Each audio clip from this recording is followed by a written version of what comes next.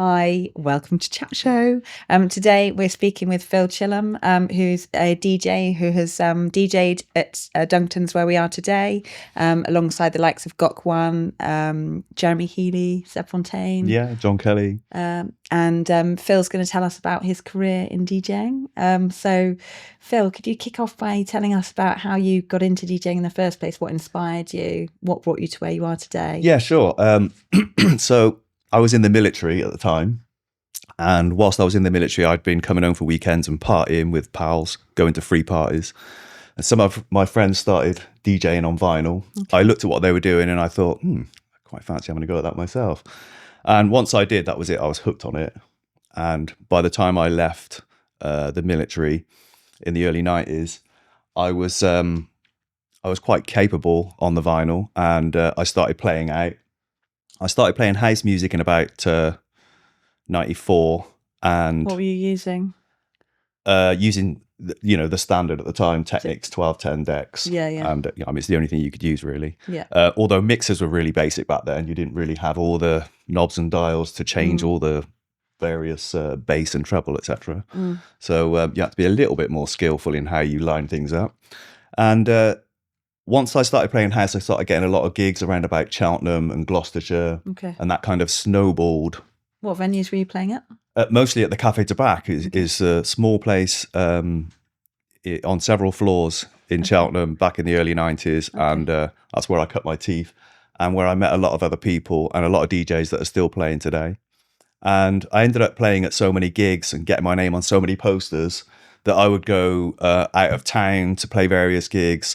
I got taken by a company from Cirencester to the Ministry of Sound to play in a side room there. Amazing. Walked in with 2 coachloads of people behind me from the Café Tabac. That was good. Yeah, I bet that was a highlight. Yeah, and so when you're playing so many gigs and your name's on so many posters like that, and the whole thing is snowballing, I then got headhunted by James Perkins, who owned Fantazia Music, to be head of A&R for their compilation albums department. Okay. Which is choosing the tracks that go on all the mixes and liaising with the DJs. Okay, amazing. And what did that entail? So A&R, did that take you away from the DJing side, or did you still... Well, no, because I've got an ear for music and I can pick a tune. And so to me, it just came naturally, whereas some people found it quite difficult. They didn't really know how to make their mind up, but I would just get a feeling. And if I felt it, it's in. Yeah. And then it was just a case of understanding whether or not that tune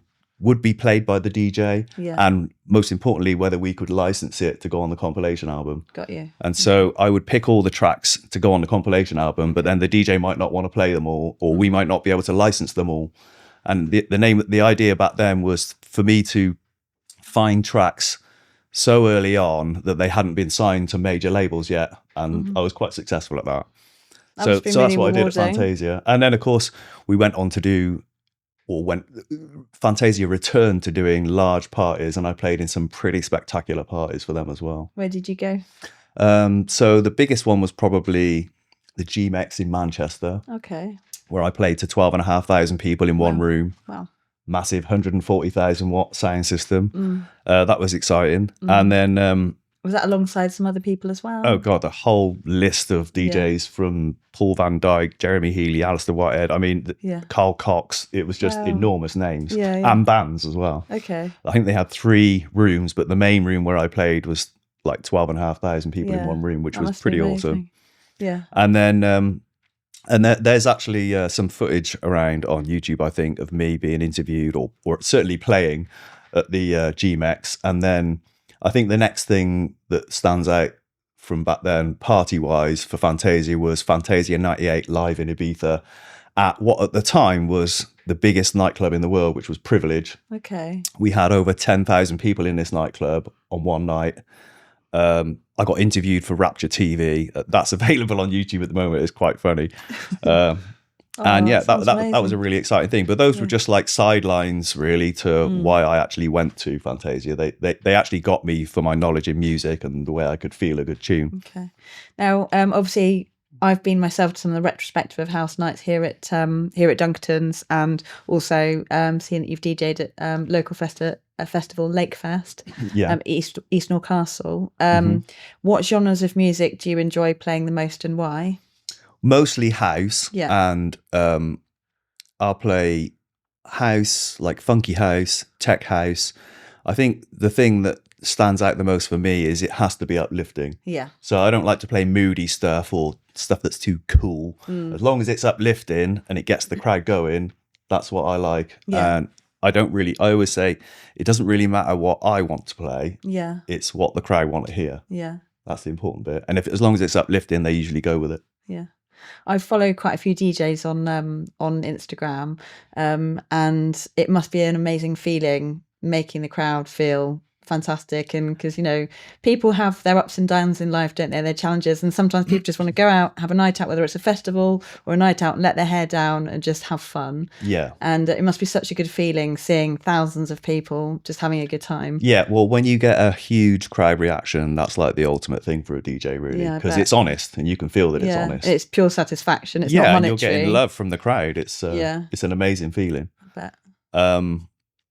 When I started playing for Retrospective of House, which is what took me to Lakefest, for example. Okay. They specialize in retro music. Yeah. You know, The it 90s includes in the house. name. Yeah. Yeah, yeah. And so what I started doing was I started collating and collecting new tracks that had an old feel to them or There's an quite a old few like sample that in now, them. aren't there? Yeah, there's Yeah. a lot now. And nobody had really done this before.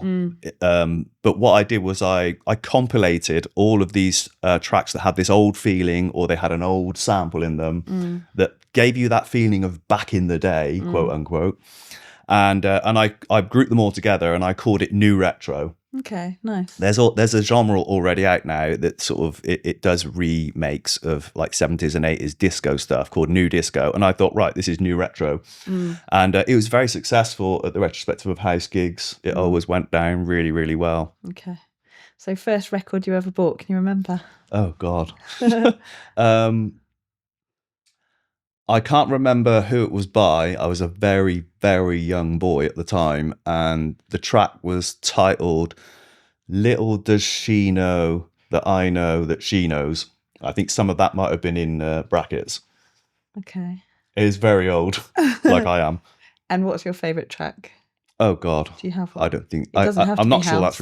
I'm not sure that's really possible. My favorite track, I could tell you my favorite track in the last 12 months, Okay. which stands right out for me. Okay. And that's a track called You Know You're Mine by Philip Gronland. I don't know that. I'll have to It's search an it up. amazing track. Every time I play it, I get overexcited and I'm gesturing to the crowd. Is that a house track? Yeah. Okay. Have to look it I've up. played it out a few times now, and I've tagged Philip on social media, and he's very pleased that I'm playing it. So always gets a good reaction from the crowd. Oh, huge reaction, yeah. Excellent. And have you got many bookings this year for any events, any festivals, anything going on this year? I mean, it's early on in the year. Bookings are coming in. My main focus at the moment is on Dunkertons venue, Dunkertons Park in Cheltenham. Okay. They've been really supportive of me. I've already played a couple of quite good gigs for them this year. And I know there's more of that coming up this year. And obviously, I'm always open to any other festivals. And I've got quite a lot of private inquiries at the moment as well. Good. Parties and things like that. Yeah, we'll see how it goes. I'm not sure I'll be at Lakefest this year, Okay. which will be the first time. I haven't been there for a few years. Sure. But, you know, Nice to try new things. maybe a break would be good, yeah. Yeah. So how, if somebody wanted to book you for a party, a wedding, an event, or if a venue somewhere in, you know, Gloucestershire or anywhere in the UK wanted to book you, how would they go about that?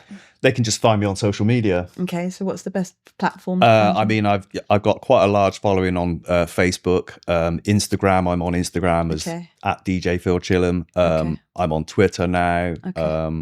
All the usual TikTok. Excellent. Okay. It's pretty easy to find me. I mean, to be honest, even just from my past, if you just Google my name, it comes up quite a lot. Good stuff. And with regards to the production side of things, have you done any kind of music production as well, or do you prefer to stick to the DJing? Because there's quite a kind of there can be an overlap, can't there? Well, I attempted to do some production in the in the 90s Okay. with a friend in LA. Did you enjoy that? Yeah, it was enjoyable, but we never got anything finished. Okay. My friend was a sound designer, so you would get to a part in the track where you needed a hi-hat, and for me it would take 5 minutes, but my friend would spend like 2 hours tweaking this hi-hat, which was crazy. So we didn't get anything finished back then, and I regret that. But this year in 2025, I do intend to get into production and pull something out of the bag from my own mind. Do you know any producers that you could collaborate with, or do you want to do it independently? Yeah, I mean, I know Andy Galea, who's Soul Brothers, and I've already spoken to him about some sort of collaboration. He's up for it.